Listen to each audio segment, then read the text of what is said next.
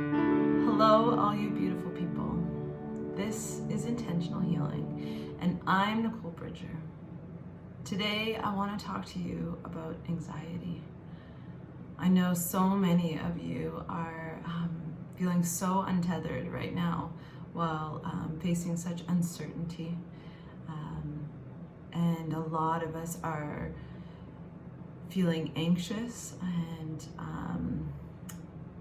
turning to old habits or coping mechanisms that perhaps we know aren't truly serving us, but really we don't know what else to do, and kind of feel like out of control of our own emotions and anxiety.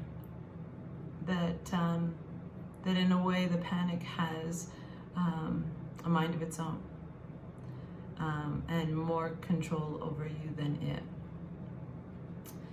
So before we get started, just take a moment and take a deep breath. Noticing out there in your life where your mind has been scattered, what's been needing your attention. And for this little while together, simply calling that thought energy back to you. With a deep inhale, and as you exhale, fully releasing into your chair. There's nowhere you need to be, but right here. And when you feel ready, slowly opening your eyes. So what is anxiety? Anxiety is when your fight or flight has been triggered and you are not able to soothe or calm that part of you.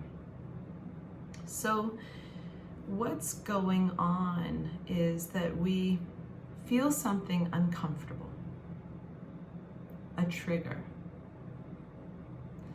And when we feel something uncomfortable, a trigger, it directly awakens the amygdala, that part in our brain that's responsible for fight or flight, but also memory.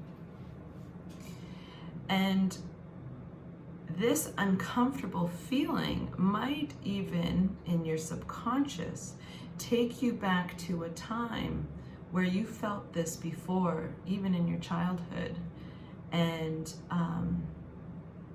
it was maybe not even just uncomfortable, but painful.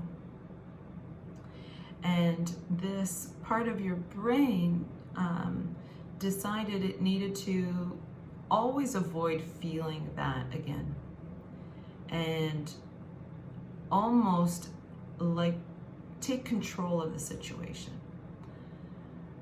So often when we struggle with anxiety, we also struggle with control. We don't like it when things change unexpectedly. We like it when we can have things in routine, have things be predictable. And right now, what's happening with COVID is so unpredictable. And what you may have a tendency to do right now is to focus on the problem of COVID, the problem of insecure finances, the problem of stress, sort of unrest, feeling of unrest or upheaval. And what we focus on grows. So if you are focusing on the situation that you don't like, if only I could be more in control of this situation, then my anxiety wouldn't be so bad. But I want you to shift for a second to see that control is actually not real. It is a false sense of security. It's an illusion. And we never have ultimate control. Anything could happen at any time. And I don't say that to scare you, but more as a way to see that this illusion of control that you have been holding close to keep you feeling safe is it's not real. And perhaps this experience of such uncertainty is actually a gift for you. And if we lean into it rather than pushing it away, we can begin to receive the gift. And what I mean by that is that if you are holding a limited belief that, let's say, for example, who you are is not good enough,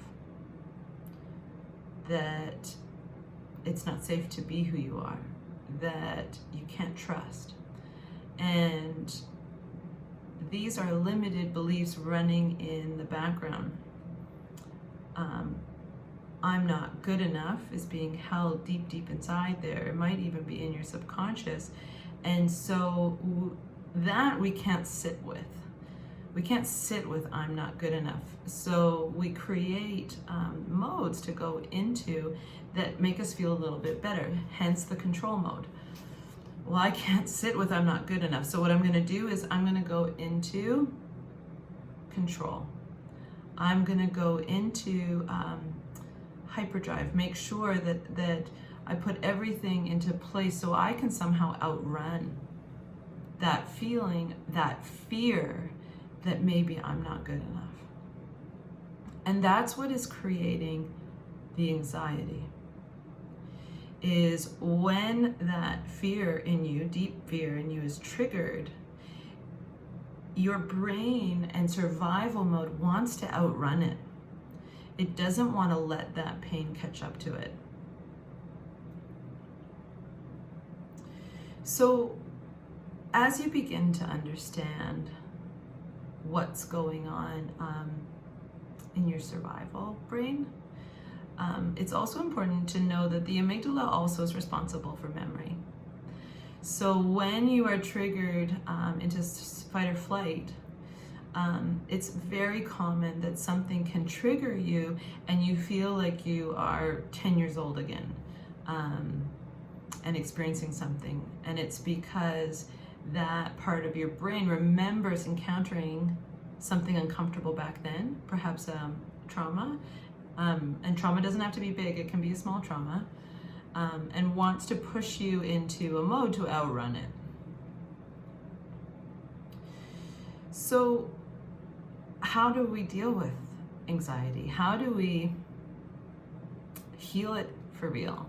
Because the truth is, no amount of control is going to soothe your anxiety. No amount of predictability in your day is actually going to heal it. It may ease it, but it's not actually healing. So then something unexpected happens and you are, feel like you're falling apart. You thought you had that anxiety dealt with. You thought that by putting all these structures into place that it wouldn't get you, and then something unexpected happens and you are in pieces. So number one is not to judge this part of you. Because when you judge your anxiety, the anxiety actually holds even stronger. It feels even more unsafe to shift. So instead, I want you to learn to lean into your anxiety, to listen to it. It's actually trying to help you. And your whole life, perhaps since a traumatic event, but most likely your whole life, this has been kind of running in the background, and perhaps it's gotten worse as you've gotten older. And this is not to punish you or to make life difficult, but it's actually your divine trying to get your attention to see your truth. So if you want to start listening to your anxiety, what I suggest is when something triggers you and you begin to feel those uncomfortable feelings, I want you to take a deep breath and ask yourself, where in my body am I feeling this right now? Allow yourself to close your eyes and breathe into it.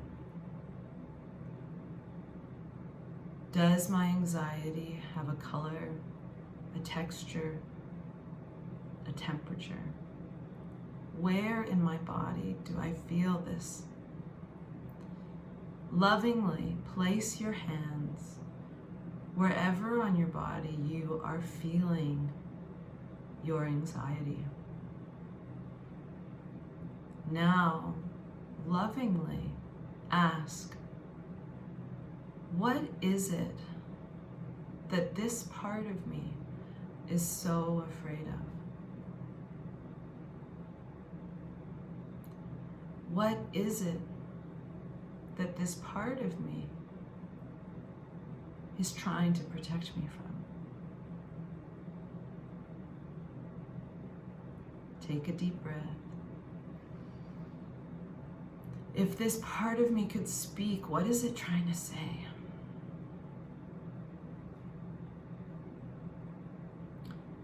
And now, another deep breath, asking, what is it that I actually want to feel right now? And as you begin to listen to this part of you, you may see that it's trying to protect you from essentially feeling bad, feeling shame, feeling not good enough, feeling unlovable, feeling unworthy or undeserving. And remember that you are safe to allow yourself for a moment to listen to these feelings. There's no need to push them away, repress them, distract, be in denial. That it's okay to listen. And the sooner that you lovingly listen, the sooner that you will be able to heal them. The more that you feel frustrated and angry or judgmental of this part of you, then the longer it's going to stay hold and actually drive you from the back seat, if you will. So as you begin to listen to what this part of you is afraid of,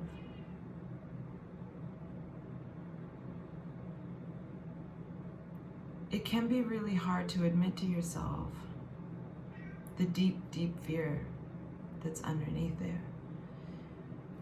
You may receive visuals from your past.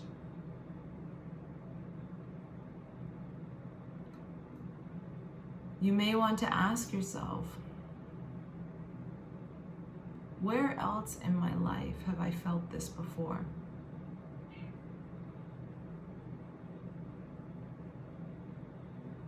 And trust whatever visuals you're shown as you are asking for guidance and support from the divine. As you begin to see your deeper fears, the next step is to love this part of you. See its innocence.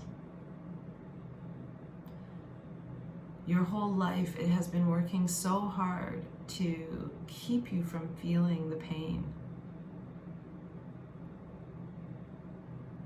of not being good enough, for example. and instead kept you in a place of anxiety to stay distracted, or at least not in that space of such pain. Once you connect to this deeper fear, it's really important to be so kind and loving to this part of you, like a child. See their innocence. All they want is to feel love, ease, freedom, joy, abundance, trust.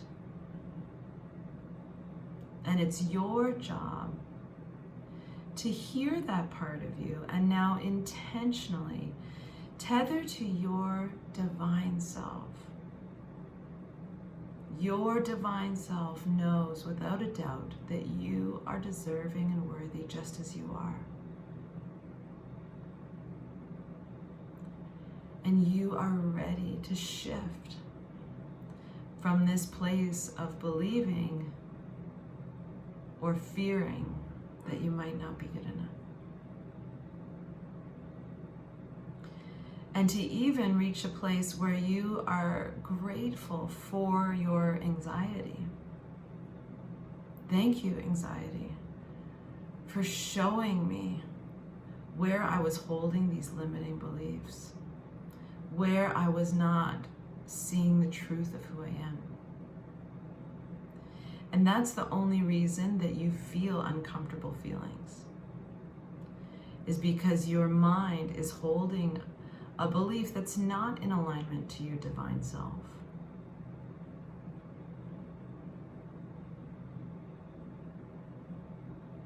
My heart goes out to all of you guys that are experiencing what feels like uncontrollable anxiety.